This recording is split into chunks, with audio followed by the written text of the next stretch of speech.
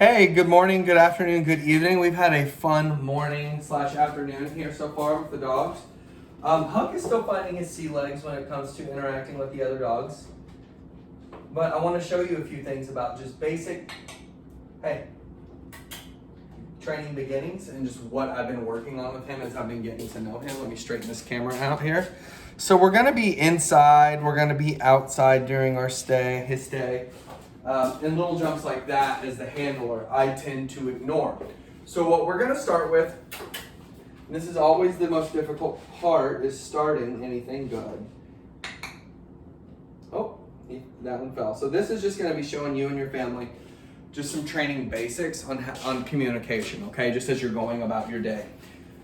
So every dog that I work with typically learns on nose, eyes, and ears. Okay, now what that means is you're going to first get their attention with their nose. Good. So I want you to start practicing on that. Nose. Good.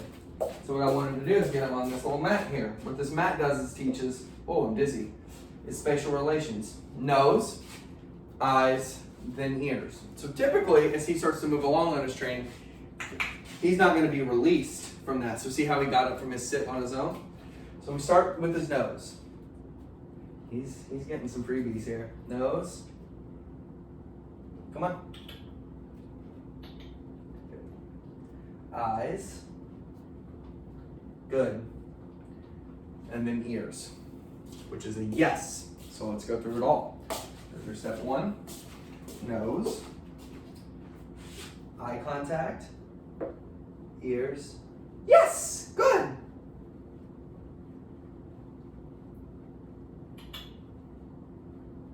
Yes! Good. Okay, break. And break is his release word. Okay, so nose, eyes, yes, ears.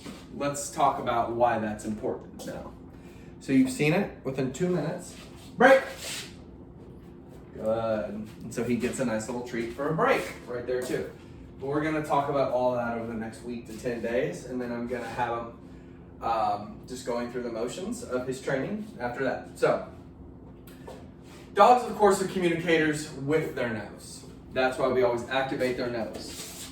Okay? Whether if it is through treats, whether if it's through excitement. Good. So little stuff like that I tend to ignore. Yes. And so what I like to do then, if you have treats, if you don't have treats as you're going around the house, you can say, Huck, come here, Huck. But you could also go, Huck, good, good. So see, I didn't even have a treat that time. So I'm making him work a little bit harder because he's gotten the rhythm of it, okay? So if you're across the house, for example, you say, Huck, Huck. I want to condition you guys. Oh, very nice work. This helps with spatial relations. It's going to be huge. But what the idea of it's going to be, Christina and family, is you want to make sure that you can get his attention. Huck, good. Eyes? Yes. So what that eye contact does is when he's going on walks, when he's looking for door manners, when he's looking to play with the boys, when he's doing, when he's doing anything, you want him to be conditioned to, hey, what's going on? Hey, what's going on? Checking in. Once you have that check-in, you're going to be in good shape. And as you see, as we go along with door manners, with socialization, with stay, and especially with leave it and loose leash walking, you're going to see a lot of that. Okay, so then ears. Yes. Good. So that ears does, it creates a little snapshot. Yes. Woo. All right. Okay, so that kind of stuff right there. When you start to see that, when you start to hear that, yes. So look how excited he got. It makes training fun. Training is not about restricting him. Training is not about being authoritative. What training is about is communication and coaching and caregiving. That's what we talked about in our introductions with each other. So with Good, that's pretty good. We're gonna talk about that too. That's a positive interrupter. I had him working on that. Good. Sit. Good. So you get the idea. We get his attention from across the room, not by saying his name multiple times. Come on. Good. And boys, this one's for you. I want you to do something called crab hands with me, okay? Boom, that's how you get his attention. Crab hands. So, that always helps get a puppy's information, or any dog, interested in what you're doing. And this kind of little jumping stuff, totally normal. Very excited, very cute. Yes. So with crab hands, yes. That gets him to follow us. Good. Wow. That's impressive. With eyes, the eye contact, I'm going to reiterate this again too, is going to be checking in. It's going to be more of a safety thing going forward, and also a communication thing. It's so important to keep our dogs safe, to keep them checking in, and to keep them aware. So now, let's take it even further. Let's talk about counting with your dog.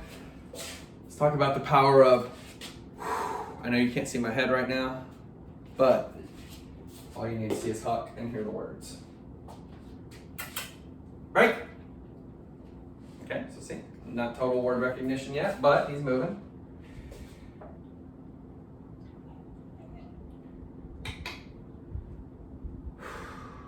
Yes. So I take a breath, he looks.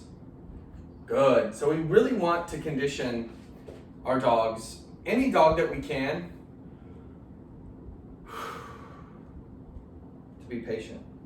So we can count. Boys, I'm gonna need your help. 1 good dog, 2 good dog, 3 good dog. Let's try it again. 1 good dog, 2 good dog, 3 good dog. Let's try it again. 1 good dog, 2 good dog. Yes! So see, I wasn't able to get to a 3 good dog, which is like a 1 Mississippi, 2 Mississippi type of situation.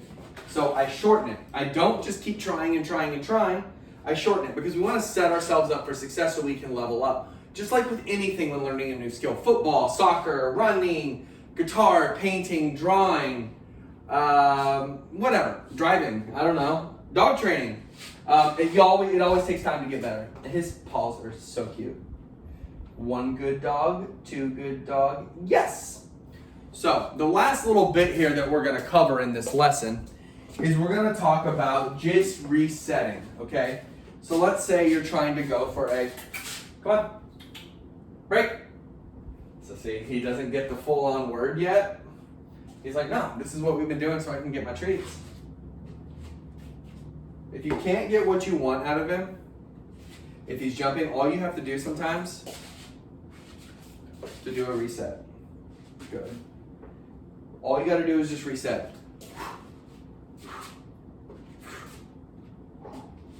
Okay? So what I want y'all to do, here comes the homework part. From 1 to 2 to 5 to 10 minutes max. 10 minutes max. So, Everett, I'm talking to you. 1 minute, 2 minutes. Stand with mom. Take a breath. Talk to him. Hey, work on this. Or, when mom is working with him, you boys can tap your feet back and forth. And then what mom can do is tell him, start to show him his boundaries there.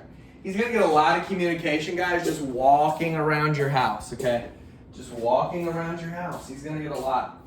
And have a little mat that you pick up and put down whenever he's doing this training. So if you can have 1 minute, if you can have 2 minutes, if you can have 5 minutes, ideal. Now, I do this off and on for hours a day. Hey. Good. But you're obviously not required to do that. So try to keep them potent, keep them short. And then what I like to do is I want him to retain this information. So I want to just kind of hang out right here. So he's going to start to know what to do because we're going to redo this every day. And then we're going to add on to it every day. Good. Good boy. Such a sweet guy. He's such a sweet, sweet guy. You guys are very, very fortunate family. Must be an awesome family to have a dog so cool. Yeah. Yes, I'm a good boy. And I'm going to show you boys about no nipping, no biting, stuff like that as we go along. But we're at 10 minutes, and usually I like to keep these between 5 and 10 minutes, so I'm going to go. Bye-bye.